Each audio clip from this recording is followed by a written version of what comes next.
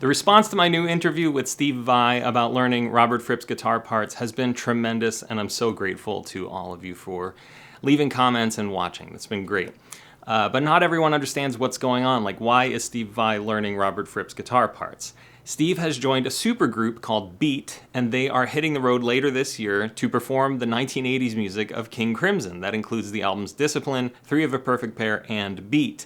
And they are using the Disciplinary Transcriptions book, which I was a proofreader on, as their musical Bible. So you should go check out this book at musicscores.bandcamp.com. I don't get anything out of the sales or anything. This is not a sponsored video. I just want every King Crimson fan to be aware of this project. It was a lot of work, and I'm really proud of the work we all did on it. Secondly, if you want to learn more about the tour, just go to beat-tour.com. And they are adding shows and expanding capacity for venues because it's been selling out like crazy. Tickets selling super fast. All right, thanks a lot, and I hope you enjoy the rest of this conversation. I'd love to get your thoughts on Polymeter and what you're seeing in the King Crimson music. Well, their music is a great example of effective use of Polymeter. Polymeter is when you have two different time signatures going on at the same time, but in the same tempo, obviously. And you can have two or three or four different time signatures going on. And usually the reason they do that is because of the phrasing of different parts. So you have a drum in 4, and then you have somebody playing 7/8 over it. So it's a polymeter. And then there's a certain, it's kind of like a turnaround where in order for the beats to line back up again, there's a little formula involved. But all of that is the theoretical academics of Polymeter. The bottom line is, how do they sound and how are they being used and how effective is it? So I was always very interested in high information music.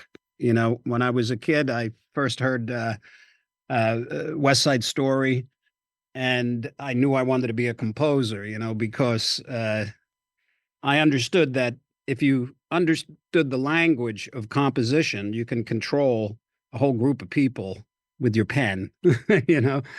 And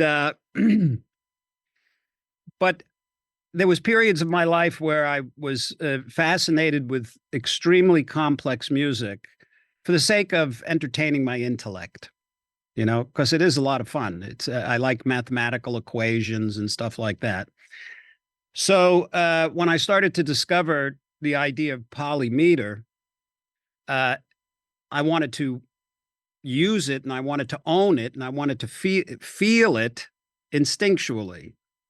So this is a whole different brain muscle that you have to use in order to be able to sync when you're playing in a polymeter. And I found that to be challenging, especially around the college era when I was 18, 19, 20. So I started trying to hear, you know, listen to that kind of music. And the only real good examples I was able to identify, I'm sure there was many, but it was Frank's music, Zappa. Frank used polymeter. He used polyrhythms. He used poly everything. I mean, and I really enjoyed that. And there was certain, when I joined the band, there was examples that he was giving me then to play. There was one thing, it was 5 and 7, 5 and 7, and he wanted it over 4/4. And I thought, oh yeah, okay, you know this. And the feel of that, the feel of playing in a polymeter, it's different. It's a different kind of a groove. It's very fulfilling, you know, once you sync up. And then Frank gave me this one thing in 13, and it was kind of a fast kind of, it was subdivided 5/8 and 4/4. 1 2 1 2 3 1 2 3 4 bump bump it gang gang gang gang gang gang gang gang gang gang. And that was, you know, I liked odd meter, but then he said play it over 8, you know, or 4/4 basically. And I remember I couldn't do it because it was such a juxtaposition, you know, that was so unnatural. So of course, when I come across something I can't do, I get a bug up my butt and that I have to be able to do this. So after I had kind of made that more common of a feel in me, being able to play that 13 over, anything really. Maybe not anything, but to just feel those pulses. I took a great attraction to Polymeter. It wasn't until the 80s when the three King Crimson records came out that I heard the records and I knew that something was going on there polymetrically. I didn't look under the hood, but I knew it. I could hear it, And the thing that I enjoyed most about it was that it was very complex, but it was very accessible. It didn't sound complex for the sake of being complex. It was very musical.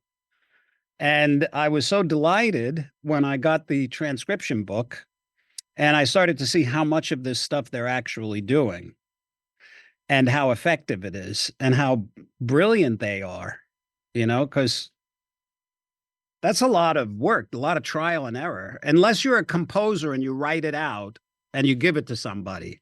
But that's not the way they did it, from what I understand. Adrian would tell me that him and Robert would just sit, no amplifiers, just sit and work that stuff out, work it out, hours and hours and hours until they found the little secret formulas, And my job is easy. I just come along and I got the book, It's like, okay, this is how it goes. I don't have to figure it out. I mean, I got to figure it out, but so once I started playing Robert's parts and fingering through them, I just felt how, they were just so brilliant, so beautifully constructed. Both of those guys, when they come together and they did this, created something. It was unique. It was unique, and it was effective, and it was beautiful, just beautiful. And I would say that in that, Robert did a lot of the heavy lifting, because for a lot of it, and the lines that Adrian had to play are no simple tasks. He's playing he'll play in an odd meter. Oh, he'll do a polymetric thing, but then Robert will do something on top of that, and he'll be the one that's shifting the time signatures around and creating these lines that merge and just evolve, create these beautiful tapestries of little harmonies and stuff that never repeat, and just sound rhythmically tight and beautiful. So that's a great attraction to me in this music, and there's a lot of it.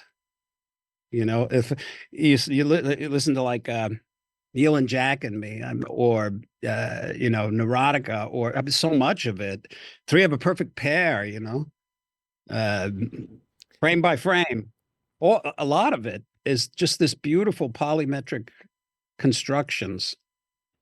What do you think about the song Discipline? Have you explored that one at all? That's not on our set list. So, of course, I know it, but that's another example. But that, sometimes Robert would employ different kinds of creative input. And sometimes it was melodic, obviously. Sometimes it was rhythmic. And sometimes it was harmonically, the complexity. But every now and then he would just, as you know, take it out to Venus and employ all of that stuff with a absolute bulletproof technique that makes the performance unique to him.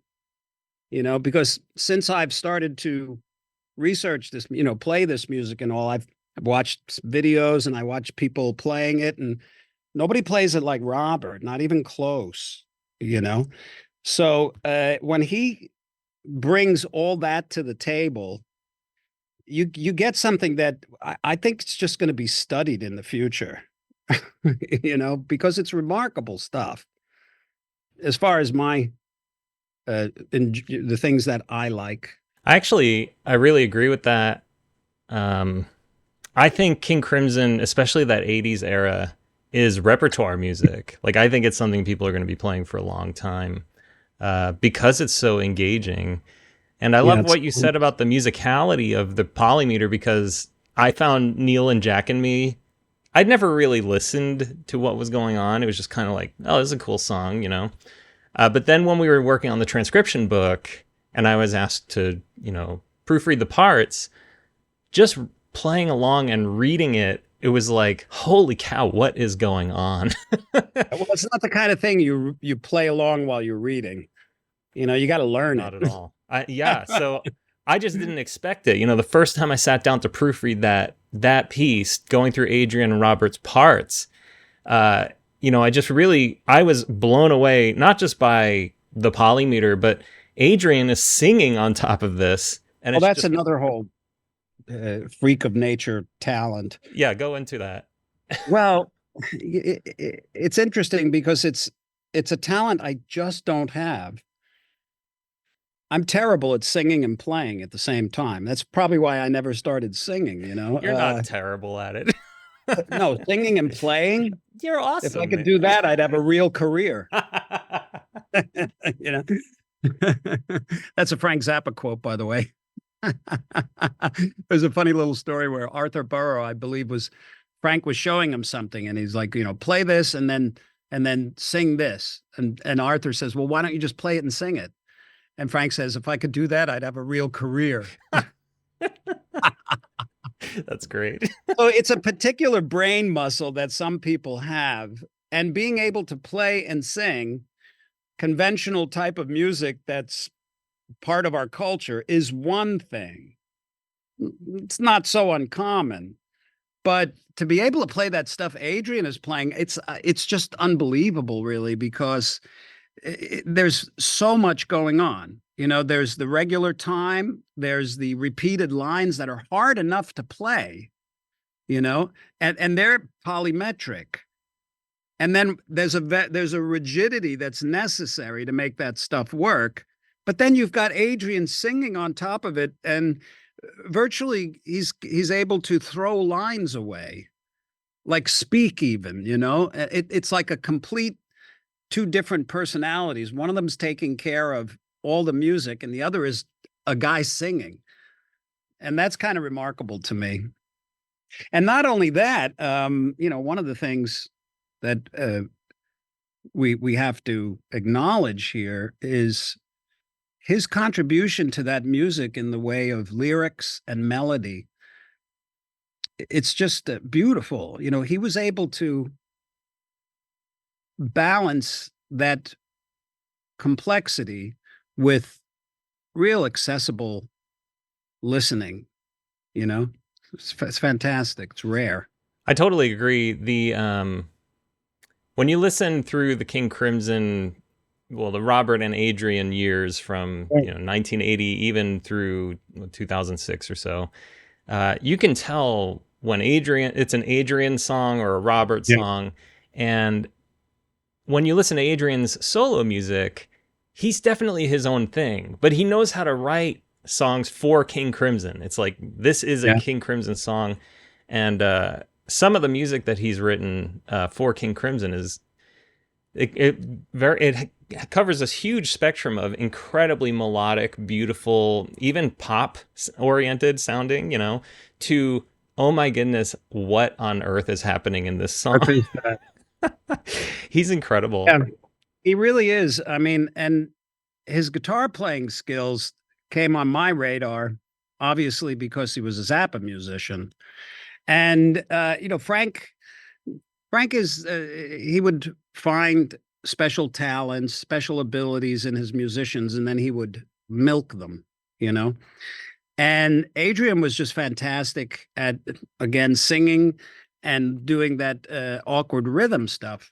And I thought he delivered that beautifully for Frank, but it wasn't until he started navigating the pop community with things like Talking Heads, Nine Inch Nails, these kinds of things where I started to really hear what he was doing.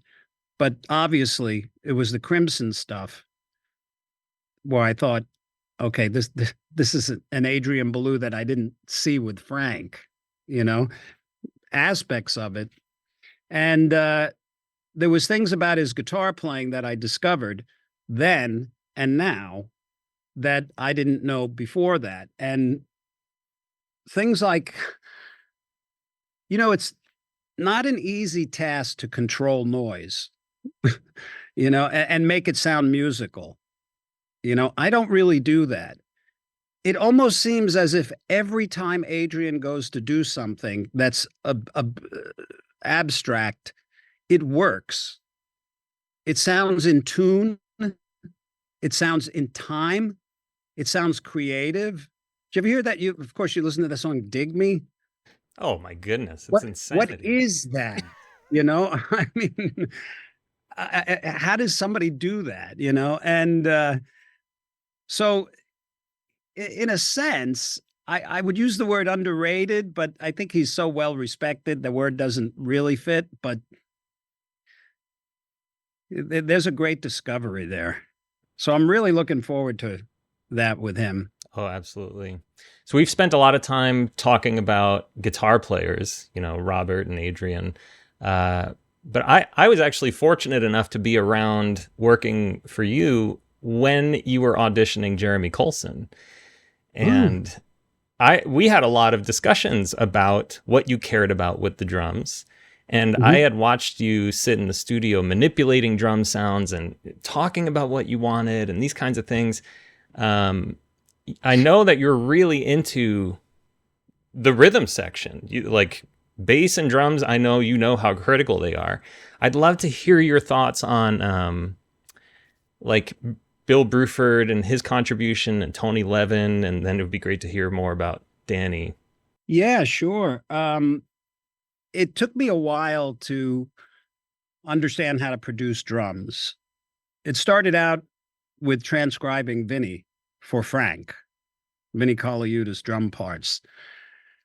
And that was when I really started to understand more the drummer's role and the various qualities that go into an accomplished drummer. Because before that, it was high school, and I had high school drummers. And then when I went to Berkeley, there was drummers. We were young and filled with fantasy fusion ideas, that had us doing crazy stuff that hadn't really no bearing on groove, like real groove. I didn't even understand what that meant.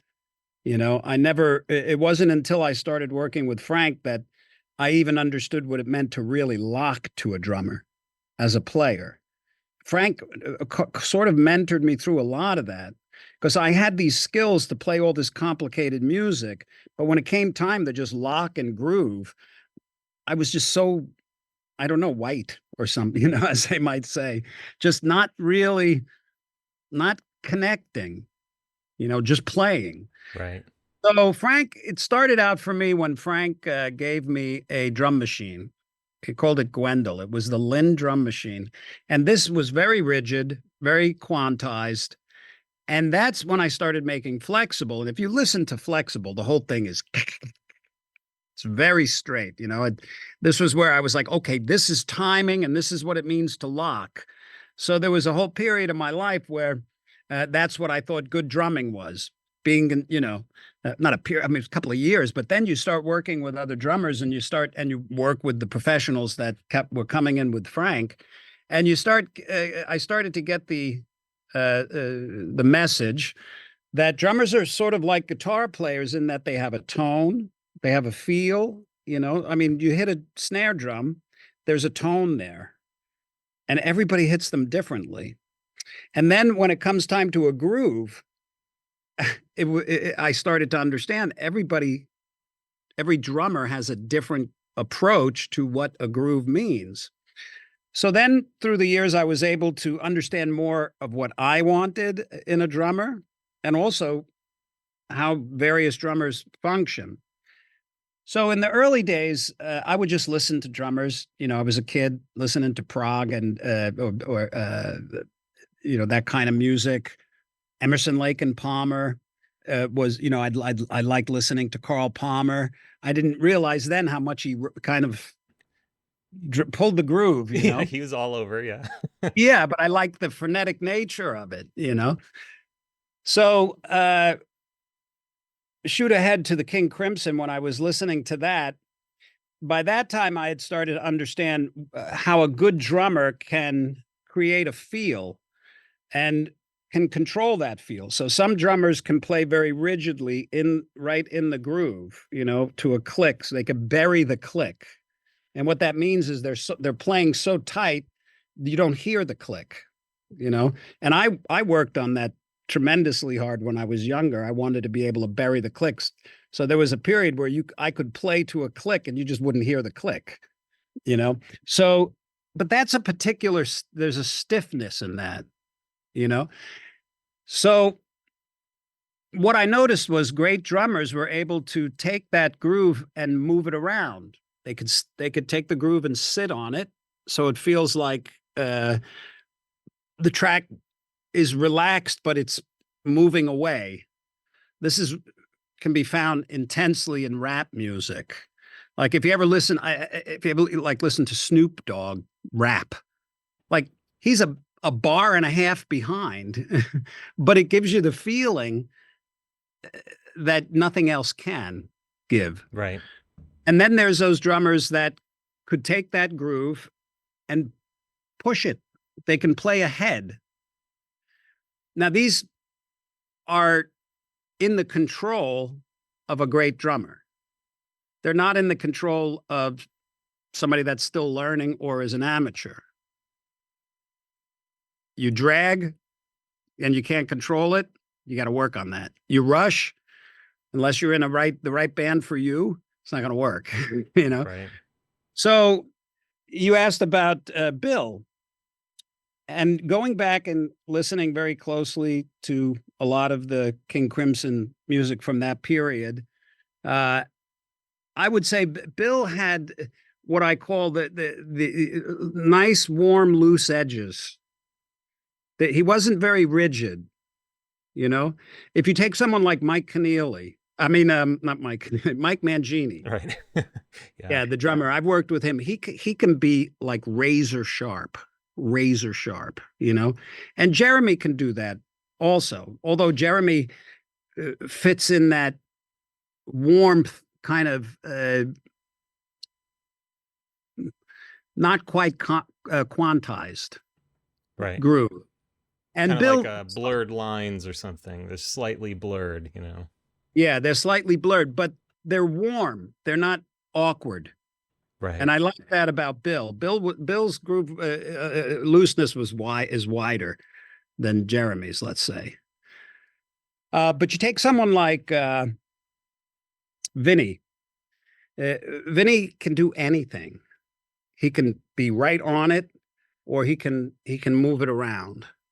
And you take someone like Danny. Now, Danny, from my observations and listening, started with Tool, but I was just listening as a music listener. I wasn't examining what the drums were doing, you know.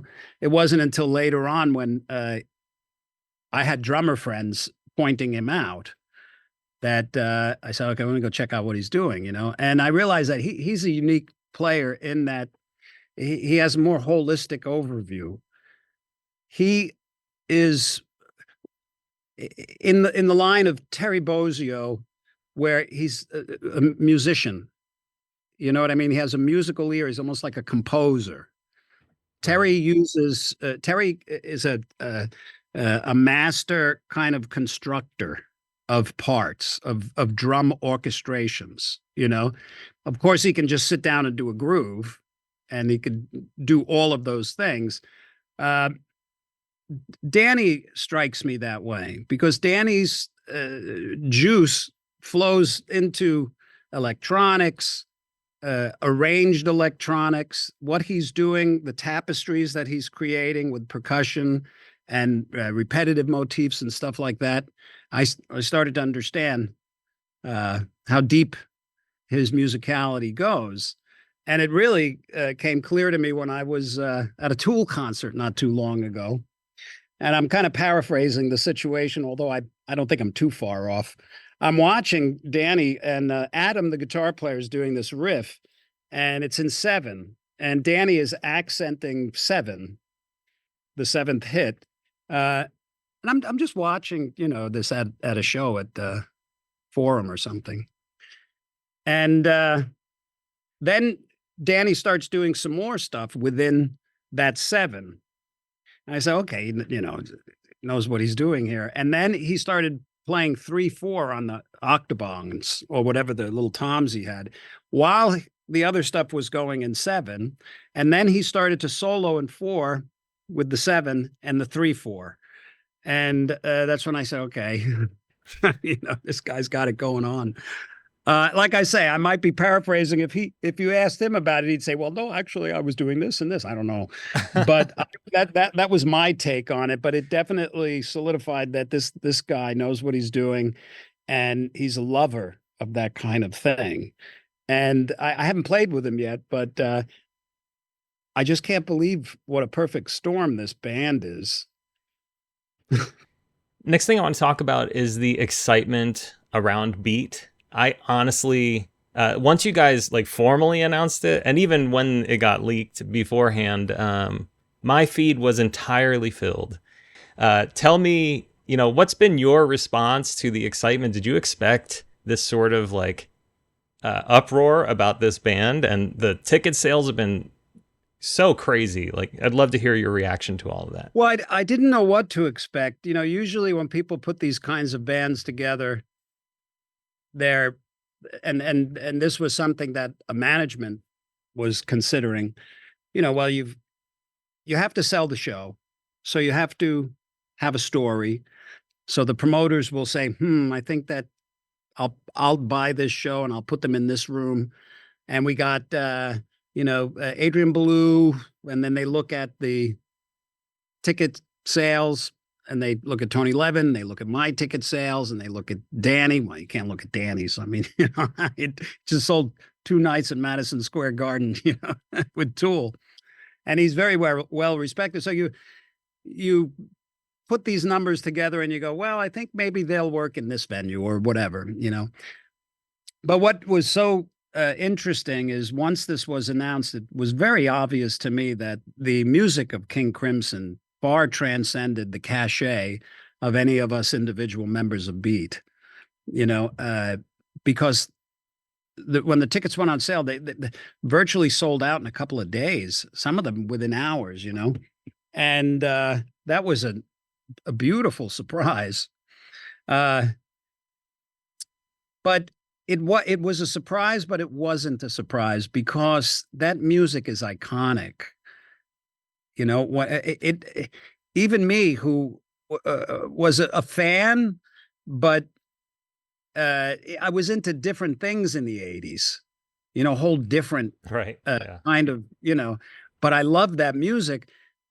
It made sense to me that the spark was still there in the fans for this music because it's just great. That's when you go see Bon Jovi or Madonna or Paul McCartney, any band that's doing well years and years later, it's because they have the songs.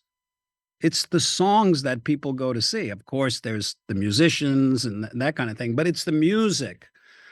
And King Crimson has the music. Those 3 records were like little monoliths. And this band is a celebration of that music, and it's for the fans that love that music. So I'm not surprised that I'm surprised, but I'm not surprised.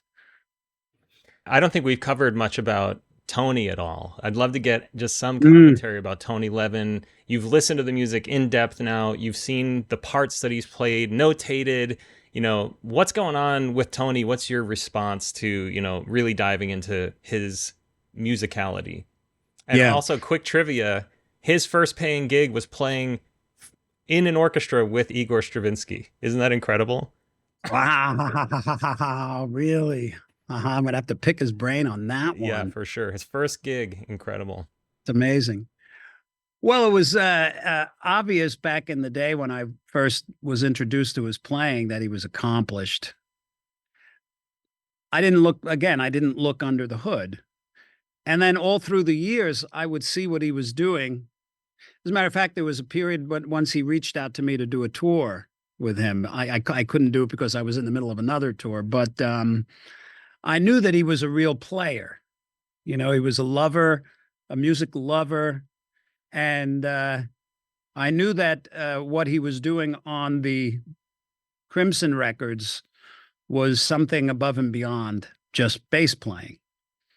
But I didn't really know until I got into it. Like I really, that's a bass, that's the stick doing that. I thought it was, you know what I mean? I had no idea. And then I'm seeing and hearing what it is he's playing.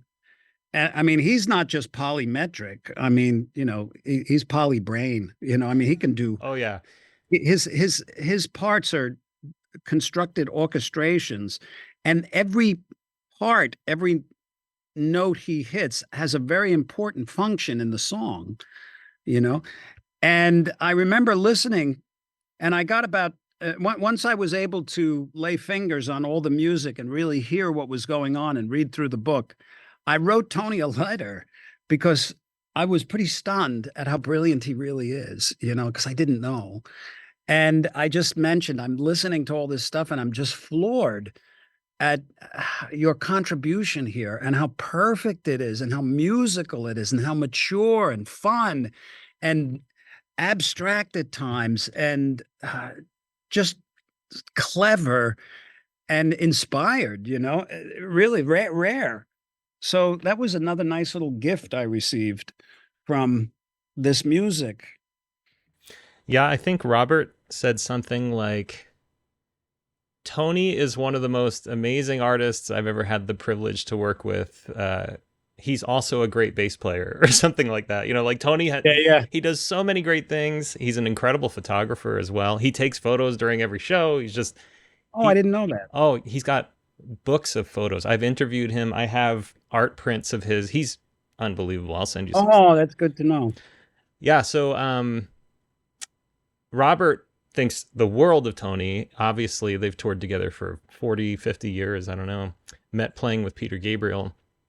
But Tony called Robert the master clock of King Crimson. And you were talking about drummers who can be loose with the groove and stuff. Robert told me that when he was working on Fracture early on, he said to Bill, no faster than 126 BPM. Bill, of course, took it to like 135, 138. But yeah, Robert is like so precise. I'd love to get some of your commentary on sort of the contrast between you've got Bruford, who's very loose, and Robert, who's, you know, very quantized in his playing. Everything's alternate picking. It's in his technique. It's in his body. It's in his mind. It's in everything. You know, I'd love to hear sort of your thoughts on Robert as the master clock, and then what are you going to do without Robert in this sort of supergroup thing? Well, good thing we got Danny. Yeah, no kidding. Well, you know, Robert, to study him is to start to recognize the level of holisticness that can be part of a musician's entire universe. And what I mean by that is Robert is almost holistic in the sense that he's taken all various aspects into account in what it means to be a powerful, effective player. Now, of course, this comes out of his unique personality, just like it would anybody. Myself, I have that comes out my way. But with Robert, I mean, you've got somebody that understands the physicality of playing the instrument, you know, and has developed very fine-tuned specifics with things like posture, breath, mind, how to, you know, effectively focus on things, technique, relentless discipline, and to produce an excellence that qualifies as excellence for him. So you've almost got this like English gentleman whose idiosyncrasies are personified in a musical presentation. And it's unique and it's beautiful because none of that takes into account. You could study a guy like Robert your entire life. There's that one element you'll never get. No one will ever get because it's unique to the individual. And that's where they go creatively in their mind, and that will always remain unique to everybody. Most people don't allow themselves to manifest that unique creativity. They block it. Robert has no blocks. He like Frank Zappa. Here it is, and this is it. And I'm not going to stop, by the way, because my ideas are endless. Right. That's what you feel. So, as part of this, one of the aspects to Robert's playing that's pretty bulletproof is his timing. And because, as you mentioned, his picking technique, it's down, up most of the time, or it's rigidly quantized. So I know that, I can hear that. It almost gives a percussive feel to the music, because a lot of the things he does that are eighth note rhythmic straight ahead things, all the notes may not necessarily be heard as the prominent notes, but they create an underlining percussive, almost rigidity that holds things in place. So you can, time your egg to it, you're Yeah. gonna, I understand that, what, who said it, Tony? Yeah, Tony. What Tony said, that Robert is like the human metronome or the human clock. Right. You could time yourself to him. You could lock. That's what I'm hearing, and you'll know what time it is. And that's a blessed relief sometimes if you're in a band where there's a lot of ebb and flow going on. Myself, I can produce a particular rigidity in certain things, maybe less now than I used to, because I kind of lost my taste for that kind of thing. I've gone more legato, a little more swaying kind of timing. But when it comes to this music, the parts that I'm going to be playing of Roberts, they'll be pretty clockwork. But they're not going to. Nobody can sound like Robert. I'm sorry. It's just the way it is. Yep. And my feel will have a little more slinkiness. I'm more slinky, kind of. So I'm pretty confident that Danny is going to hold that beat wherever it is and keep us honest. I know you've been interacting with Robert a bit as you're working through this. Can you share any sort of tips or wisdom or any insights that you've gotten from him as you've explored this music? No, he's been so generous. It's unbelievable. He's really, first of all, I'm just tickled that I'm able to have these exchanges with him. And, he said, if you have any thoughts or questions, he's so supportive.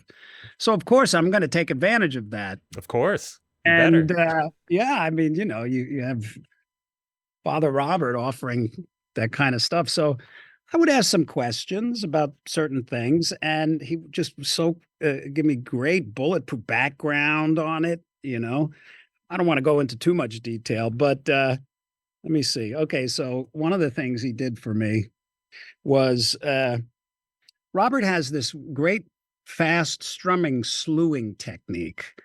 And his chords are just, what is that? I'd listen, I go, I know it's something, there's a lot of diminished and major minor stuff.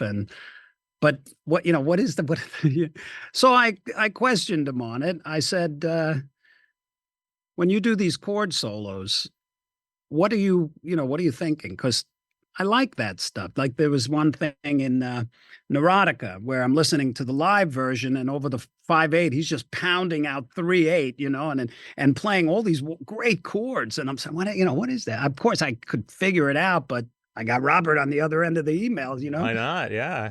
Yeah. So he just did the most incredible thing. He wrote this great little scale, an altered scale for me, and he explained, and he made a video for me. And he explained the various chord structures that work in a slewing pattern that will give that effect against these scales, this particular scale, this altered scale. So we're talking music theory a bit now, and I understand that language. And it's been a while since I've really dove into those kinds of symmetrical things. So it really opened my eyes to a technique that I'd like to experiment with. And it all came from Robert. It was this slewing of chords that just create. I haven't heard it before. That's the thing, because of the kinds of chords he plays, and also the way that he uses those chords against the harmonic background. So that was very generous, very inspiring for me, because I got a new trick. I wouldn't call it a trick, but I have a cool technique. And of course it's not going to sound so much like him, but it will lend to the King Crimson music, because he is King Crimson. Don't tell him we said that. But you know what I mean. Yeah, I know what you mean. I know what you mean. In Dinosaur, we're all King Crimson, Yeah, he does that in Dinosaur. I don't know if you know that song. It's on Thrack, but these chords, just glorious. Yeah, and he's got this. One of the things you can't discount is he's really tough. He's like, if you ever shake his hand or something, he's really built strong. And so when he's doing that, it's like okay, stand back. Yeah, so I want to cover, I'd like to wrap this up. Couple of quick things. People have asked about frontman responsibilities. You've been a frontman for a long time. How do you feel about playing in a band? Is Adrian going to take the lead? We imagine he is. What are your thoughts on some of the, your role as perhaps just a guitarist in this band? Or, have you discussed that or thought about it? And, where's your head at in terms of joining a band like this where it's not Steve Vai, at the top? Well, I'm relieved. I was very comfortable as a side guitarist through my earlier career with those big rock bands. I don't want to be in the front. I liked being the guy on the side playing the guitar. When Passion and Warfare came out, I realized I have a solo career and I got to figure out how I'm going to front a band and be that guy, trying to engage an audience at the front of the stage with instrumental music. And it was a task that I enjoyed. And through the years, I've developed my ability to emanate as an effective frontman. Of course, it's an instrumental guitar show, basically. But I like that role. But I'm definitely not married to it. I am very looking forward to this band with Adrian fronting the band and being out there as the singer and the player and having a guitar buddy, so to speak, and we've talked about this. He's happy to have, somebody, a little more animated. I won't be sitting down. I'll be. It's so interesting how many people ask me, "Are you going to be sitting down?" I know, yeah, it's wild. Robert has he's got a vibe, right? Yeah. And so I'm looking very forward to being on the side and of course shining when it's time, but letting Adrian be the master of ceremonies, so to speak. I'm looking very forward to that. I just got off about 250 shows, solo shows, in 51 countries, of being the front guy. There's no place else I can go right now, as a solo artist. I have to wait until I have a new record or something. So this is perfect for me. It's kicking my ass, because it's so nice. I always, it's always nice to have an excuse to shut the door and say, okay, Steve's not home anymore, and just sit down and play the guitar. And some of the stuff I'm coming up with is really exciting for me on this Great.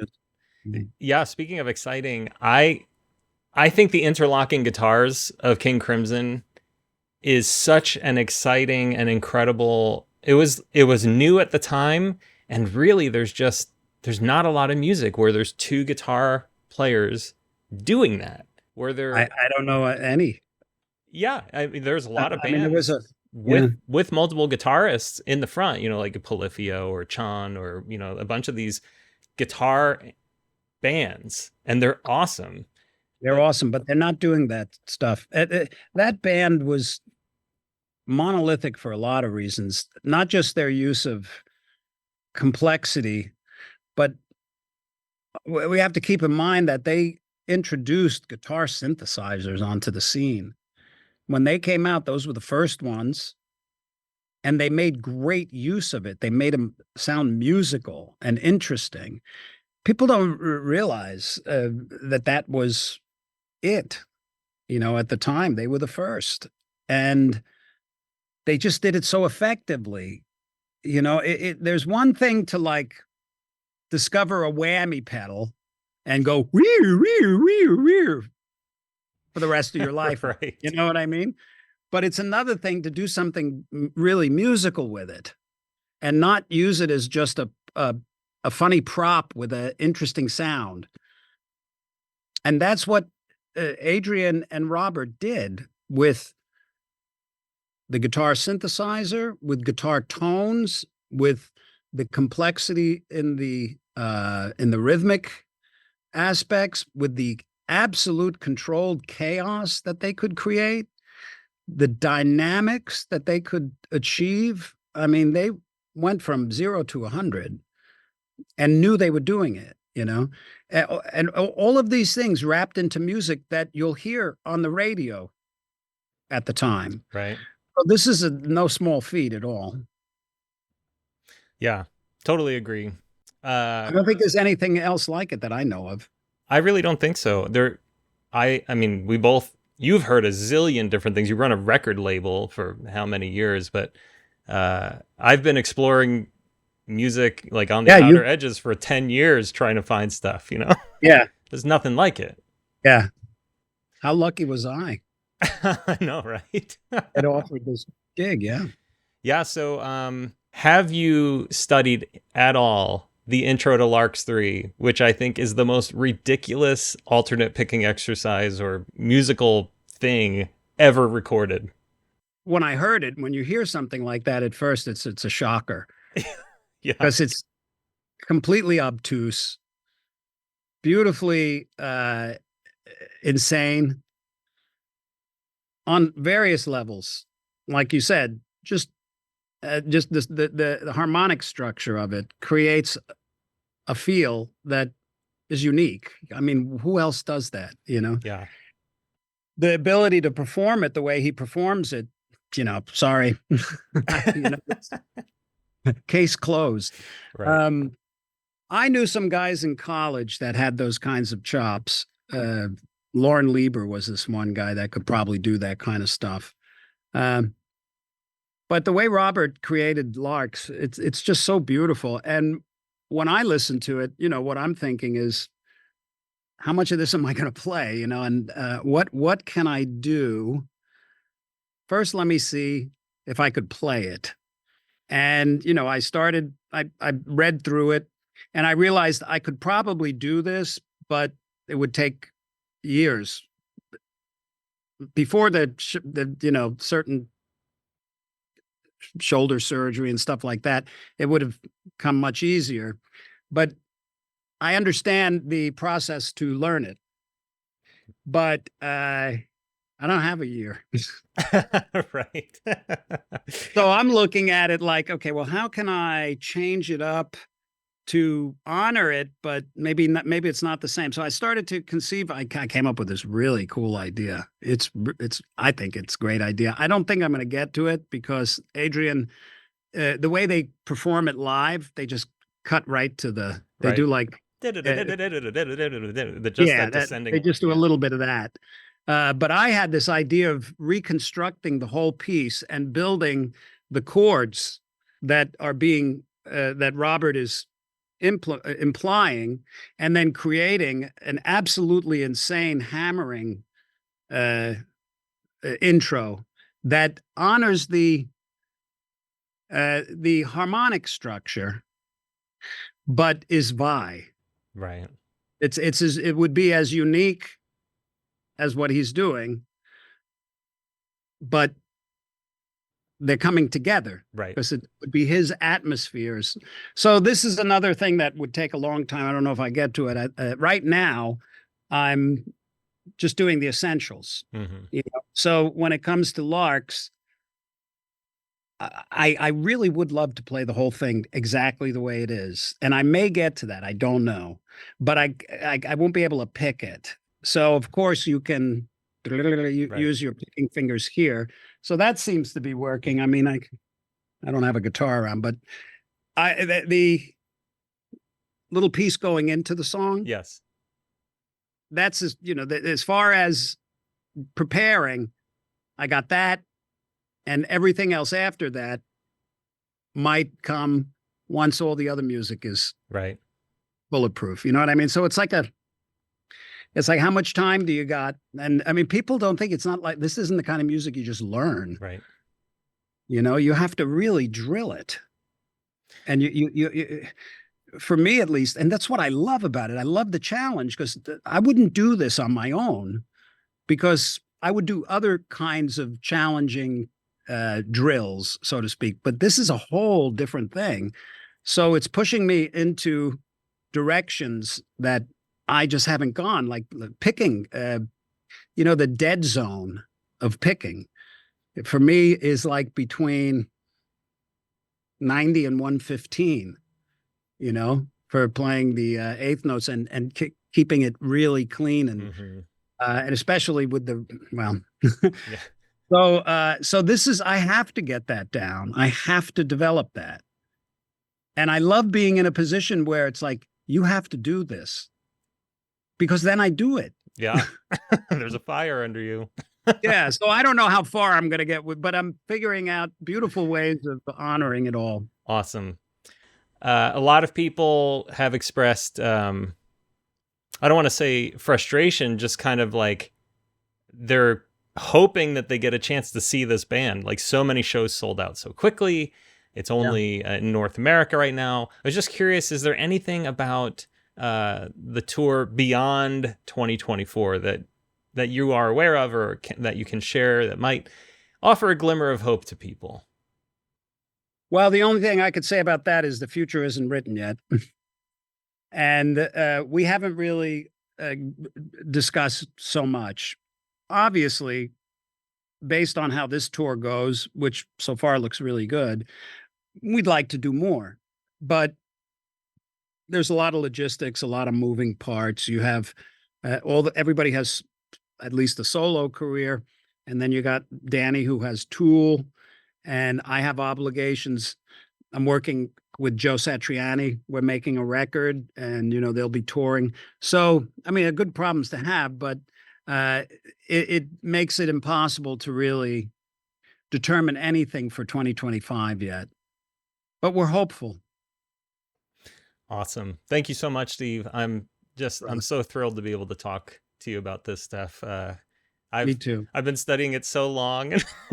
I know. Isn't it weird that we're such good friends and you've been studying this music and all of a sudden I'm in this band? Oh, it's like a dream come true, honestly. Okay. Well, you're one of those guys that really helps keep this all together for the fans. And the artists like me, we appreciate it. We Oh, really do. thanks.